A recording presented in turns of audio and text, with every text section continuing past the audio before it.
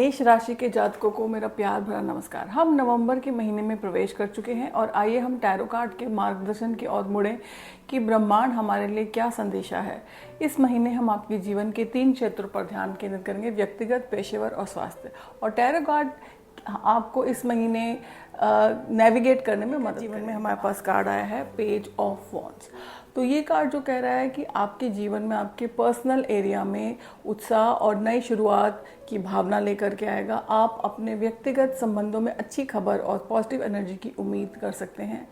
जीवन के लिए आपका उत्साह और जुनून संक्रामक होगा, लेकिन आपको अपने आसपास के लोगों के विचारों और भावनाओं पर को लेकर के चलना है, उनकी उन भावनाओं की भी कदर करनी है आपको। ये बहुत महत्वपूर्ण है।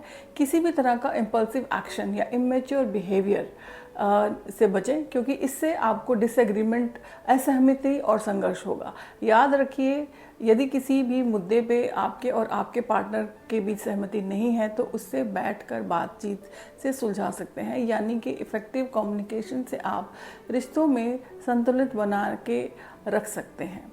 और आइए अब चलते हैं आपके करियर में। आपके पास आया है कार्ड 5 ऑफ कप्स। तो ये कार्ड कह रहा है कि आप देखिए निराशा से घिरे हुए हैं या कुछ अधूरी उम्मीदें हैं, एक्सपेक्टेशंस हैं जो आपकी पूरी नहीं हुई। तो आपको ऐसा महसूस होगा कि आपसे कुछ अवसर है जो चूक गए हैं या आप किसी तरह से असफल हो गए हैं। हालांकि ये याद रखना महत्वपूर्ण है कि विफलता जो है वो विकास का ही एक हिस्सा है। विफलता से ही, असफलता से ही सफलता का रास्ता निकलता है। तो अपनी भावनाओं को प्रोसेस करने और अपनी विफलताओं को स्वीकार करने के लिए समय निकालें और उन्हीं के ऊपर फोकस ना करें। इसकी जगह अपनी जो एनर्जी, अपनी ऊर्जा है, अपनी प्रेरणा की तरफ, अपने पैशन को फिर से खोलने में, नई संभावना नई अपॉर्चुनिटीज जो आ रही हैं उनके ऊपर ध्यान देने में लगाएं। याद रखें कि विफलता ही सफलता की सीढ़ी है। अंत में चलते हैं आपके साथ 9 ऑफ वॉन्ड्स। तो ये कहता है कि आपको अपने शारीरिक, मेंटल और इमोशनल वेलबींग पे ध्यान देखना है, उनको प्रायोरिटी देनी है। इस महीने आप कुछ शारीरिक असुविधा का अनुभव कर सकते हैं, जैसे कि जोड़ों में दर्द, ऑस्टियोपोरोसिस या पीठ के निचले हिस्से में, स्पाइनल कॉर्ड में नीचे हिस्से में प्रॉब्लम हो सकती है। अपने शरीर की देखभाल करना चाहिए। उनकी कोई भी आपको प्रॉब्लम है उस पर ध्यान दीजिए और बहुत ज़्यादा स्ट्रेस या ओवर एक्सर्ट नहीं करें। यह एक टाइम है जब आपको थोड़ा सा ब्रेक देना चाहिए और अपने इमोशनल हेल्थ, अपने भावनात्मक स्वास्थ्य की ओर भी ध्यान देखना चाहिए।